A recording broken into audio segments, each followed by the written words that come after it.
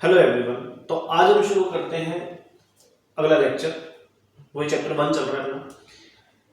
Classification का मतलब क्या होता है? क्लासिफिकेशन नाम ही बता रहा है आपको। क्लासिफिकेशन मतलब है किसी भी चीज को आप इजीली अलग अलग चीज में रख दी। ठीक है, जैसे कि हम बात करें, अगर आप पढ़ाई लिखाई करते हो, मान लीजिए अपनी एग्जाम की तैयारी कर रहे हो, तो आपको 4 सब्जेक्ट पढ़ने पड़ते हैं: फिजिक्स, केमिस्ट्री, बॉटनी, जूलॉजी।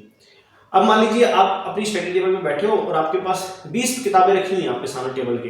अब बॉटनी, जूलॉजी, फिजिक्स, केमिस्ट्री सब इंटरमिक्स हो रखी है और आपको एक या 2 सेकंड में उस किताब को बाहर निकालना है, तो आपके लिए कितना टफ हो जाएगा काम। ऐसा नहीं है आप निकाल नहीं पाओगे, लेकिन दिक्कत ये है आपकी कितनी हेडेक हो जाएगी और समय भी ज़्यादा लगेगा। लेकिन वहीं आपने फिजिक्स की किताब का एक अलग बंडल बना रखा है, केमिस्ट्री का अलग, बॉटनी जूलॉजी का अलग, तब आपके लिए, क्योंकि आपने क्लासिफाई कर दिया भाई, यहाँ पर ये फिजिक्स का नोट लगा दिया, केमिस्ट्री ऐसे। तो ऐसी वो चीज पढ़ेंगे। तो हम पढ़ने वाले हैं इसमें यहाँ पर टेक्सोनोमिक कैटेगरीज के बारे में। तो कुछ कैटेगरीज होती है, इनको अपन क्या बोलेंगे, जैसे कि टेक्सा कैटेगरी आगे किसमें, टेक्सा में, टेक्सा से रैंक वगैरह होगी। जैसे कि बात करें व्हीट, कैट्स, डॉग्स, ये सब क्या रिप्रेजेंट कर रहे हैं, रैंक रिप्रेजेंट करते हैं। तो इसमें अपन ये देखते हैं। दूसरा हो गया प्रोसेस ऑफ क्लासिफिकेशन को हम बोलते हैं क्या, टेक्सोनोमी। हम जिस भी तरीके से इनको अरेंज करेंगे उस प्रोसेस को क्या बोलते हैं, टेक्सोनोमी।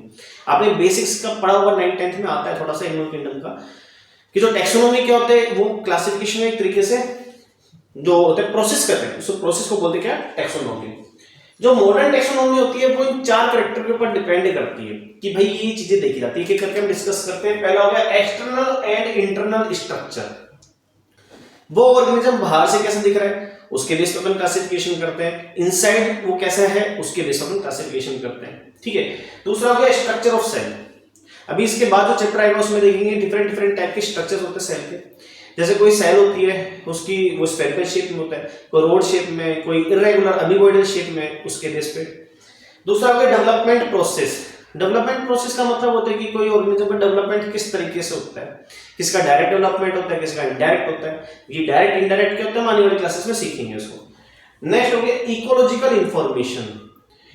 वैसे तो क्लास 12th के एकदम लास्ट में जो 4 चैप्टर होते हैं वो पूरा इकोलॉजी के ऊपर ही दे रखे हैं। वो इकोलॉजिकल इंफॉर्मेशन हो गया कि वो ऑर्गेनिज्म का अपने एनवायरनमेंट के साथ कैसा इंटरेक्शन है, वो कहाँ रहता है, कैसा उसका फूड इनटेक है, क्या प्रोसेस है, ऑटोट्रॉफी का फोटोट्रॉफी वगैरह वगैरह। नाइके हो गया, उसके वर्ड में एक नाइके यूज होते हैं, इकोलॉजिकल एडेप्टेशन क्या होती है ना, और ये सब चीजें हम उसमें वहां डिस्कस करेंगे। तो ये 4 चीजें ऐसी हैं जो मॉडर्न टेक्सोनोमी का बेस बनाती है। अब हम डिस्कस करेंगे कि सिस्टमैटिक्स क्या होता है। देखिए सिस्टमैटिक्स नाम से पता लग रहा है कि किसी चीज को सिस्टमैटिक तरीके से रखना, कि अगर हम उस चीज को सिस्टमैटिक वे में रखते हैं तो हमें कोई कंफ्यूजन नहीं होता है। जैसे आपको सिंपल से एग्जांपल लेते हैं, जो मदर होती है वो किचन के अंदर हर एक जो भी मसाले होते हैं या कोई भी पल्स दाल होती है, कोई भी सब्जियां होती है, अलग अलग डब्बे में रखती है। अब देखिए मान लीजिए मसालेदानी है, उसमें 6 डिब्बियां रखी हुई है और उन सभी डिब्बियों को आप इधर उधर मिक्स कर दो और आपको मान लीजिए हल्दी उठाने की जरूरत पड़ रही है, तो आप कैसे उठाओगे? आपने तो नमक में भी उसको मिक्स कर रखा है, तो देखो काफी टफ हो गया ना। लेकिन वहीं आपने कलरफुल डब्बे रखी हुई हैं और उनके अंदर अलग अलग मसाले रखे हुए हैं, अब आपके लिए बहुत इजी काम हो जाता है ना। तो इसमें क्या होता है, ये किसके बेस पे होता है, सिस्टमैटिक बताते हैं इवोल्यूशनरी रिलेशनशिप। मतलब क्या हो गया इवोल्यूशनरी, मतलब कि पहले से, जैसे कि मान लीजिए अर्थ कितने साल पुरानी, तो लगभग 4.5 बिलियन ईयर्स पुरानी है, तो उसका इवोल्यूशनरी उससे क्या रिलेशन है ना। तो वो बताता है कि उसके पहले से क्या कॉन्टेक्ट है, पहले उसके कैरेक्टर रिपीट हो रहे हैं नहीं हो रहे, इस बेस पे होता है।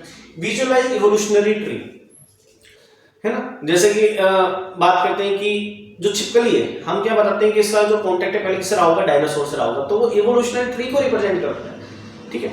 वैसे 12th में आता है चैप्टर 7 या 8 है कि इवोल्यूशन के ऊपर कंप्लीट चैप्टर आता है, वहां डिस्कस करेंगे। टैक्सोनॉमिक कैटेगरीज क्या हो गई, देखिए जैसे कि ह्यूमन जो होता है उसकी स्ट्रक्चर एंड फंक्शन यूनिट क्या होती है, सेल होती है। नर्वस सिस्टम की फंक्शन यूनिट होगी न्यूरॉन्स। एक्सक्रीटरी सिस्टम की होगी नेफ्रॉन। ऐसे जो हम टैक्सोनॉमी पूरी बनाएंगे उसमें जो इसकी स्मॉलेस्ट यूनिट होती है उसको हम बोलते हैं क्या, टैक्सोन या रैंक। जैसे आपने पढ़ा होगा एक सिंपल सा कि kingdom, phylum, class, order, family, genus, species, ऐसे। तो हर एक जो चीज है वो क्या रिप्रेजेंट करती है, रैंक को रिप्रेजेंट करती है। ये चीजें क्या होती हैं उसको डिटेल में समझेंगे नेक्स्ट लेक्चर। पहले हम इसको एक बार वाइंड अप कर लेते हैं। सबसे पहले हमने देखा क्लासिफिकेशन का मतलब क्या होता है, उसके बाद हमने देखा रैंक और टैक्सोन क्या होता है, प्रोसेस ऑफ क्लासिफिकेशन क्या होता है, मॉडर्न टेक्सोनॉमी के क्या क्या बेस बनाते हैं, वो हमने 4 फैक्टर्स डिसाइड किए। उसके बाद हमने देखा कि सिस्टमेटिक्स का मतलब क्या होता है, कि हमें हर एक चीज को सिस्टमेटिक वे में उसको रखते हैं ताकि उन चीजों को रिकॉल करने में या समझने में आसानी हो। फाइनली हमने टेक्सोनॉमी कैटेगरीज को थोड़ा सा देखा, बाकी डिटेल में हम इसको नेक्स्ट लेक्चर में कवर करेंगे। आज के लिए इतने, थैंक यू।